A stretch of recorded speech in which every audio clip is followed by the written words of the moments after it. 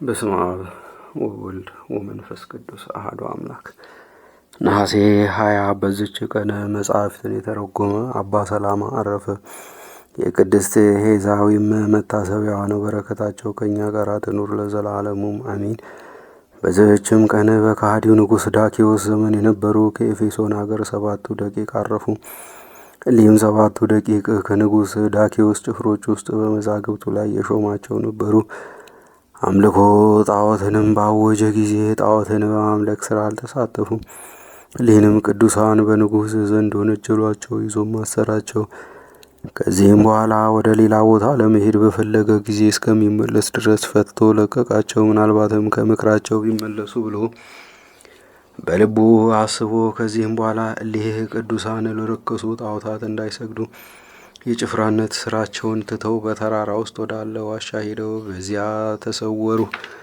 የዋሻውን አፍ ዘጉ። ከእርሳቸውም ጋር በንጉሥ ዳኪዎስ ስም የተቀረጸ ብር ነበረ።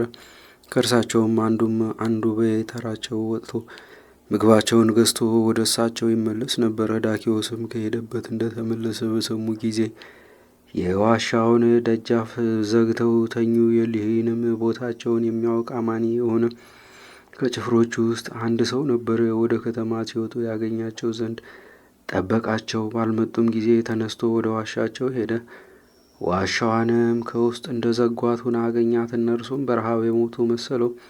ታላቅም የደንጊያ ሰሌዳ አምጥቶ ከእርሳቸው የሆነውን ገድላቸውን ጽፎ በቀዳዳ ወደ ዋሻው ውስጥ አስገባው። እሊህም ቅዱሳን በእግዚአብሔር ትእዛዝ 372 ዘመናት አንቀላፉ። ዳኪዎስም ሙቶ እስከ ቴዎዶሲዎስ ብዙ ነገስታት ነገሱ። በዚህም ምእመን ንጉሥ ቴዎዶሲዮስ ዘመነ ትንሣኤ ሙታን የለም የሚሉ ሰዎች ተነስተው ብዙዎች ተከተሏቸው።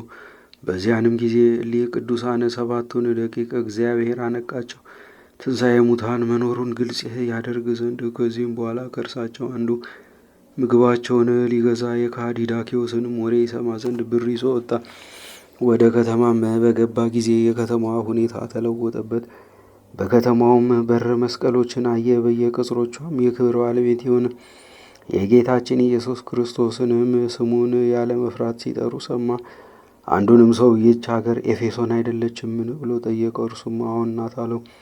ያንንም ብር አውጥቶ ለባለ ሱቁ ሰጥተው ምግባቸውን ይሸጥለት ዘንድ ባለሱቁም ያን ብር ተመለከተው። የንጉሥ ዳኪዎስም ስም ተቀርጾበት አገኘውና ያንን ሰው ይዞ በአንተ ዘንድ የተሸሸገ መዝገብ አለ፣ ይህ ምልክት ከአንተ ተገኝቷልና አለው።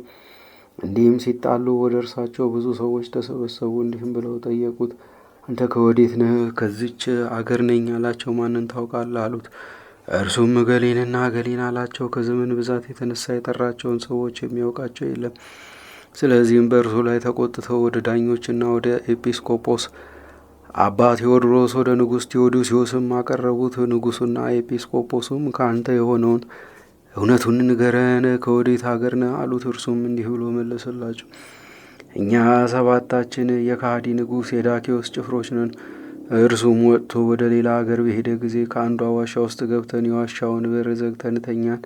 እነሆ ስንነቃ የምንመገበውን ምግብ እገዛ ዘንድ ላኩኝ። ንጉሡና ኤጲስቆጶሱ በሰሙ ጊዜ ተነስተው ወደዚያ ዋሻ ከእርሱ ጋር ሄዱ። ከእርሳቸውም ጋር ብዙ ሕዝቦች አሉ። ቅዱሳኑንም ተቀምጠው አገኟቸው። የዘመኑን ቁጥር በውስጡ የተጻፈበትን በከሃዲው ንጉሥ በዳኪዎስ ዘመን የሆነውን ሰሌዳውን ወድቆ አገኙት። ዘመኑም 372 ዓመት እንደሆነ ታወቀ። ንጉሡና ኤጲስቆጶሱ ከሕዝቡ ሁሉ ጋር አደነቁ፣ ምስጉን እግዚአብሔርንም አመሰገኑት። ትንሣኤ ሙታን የለም የሚሉትም ይህን ድንቅ ሥራ አይተው ትንሣኤ ሙታን እንዳለ አመኑ። እሊህ 7ቱ ደቂቅንም በጠየቋቸው ጊዜ ከእርሳቸው የሆነውን ሁሉ ነገሯቸው። ከዚህም በኋላ ተመልሰው ተኙ፣ ነፍሳቸውንም በእግዚአብሔር እጅ ሰጡ። ንጉሥም የወርቅ ሳጥን ሠራላቸው፣ ባህር ልብሶችም ገንዘው በመልካም ቦታ አኖሯቸው። ከሥጋቸውም ብዙዎች ድንቆችና ታምራት ተገለጡ። ስማቸውም መክሲማኖስ፣ ታሙኪሮስ፣ መርዳዲሞስ፣ ዮሐንስ፣ ቆስጠንጢኖስ፣ አዝሚና፣ ዲዮናስዮ ነው። ለእግዚአብሔር ምስጋና ይሁን። የሊህም ቅዱሳን በረከታቸው ከእኛ ጋር ትኑር ለዘላለሙ አሚን።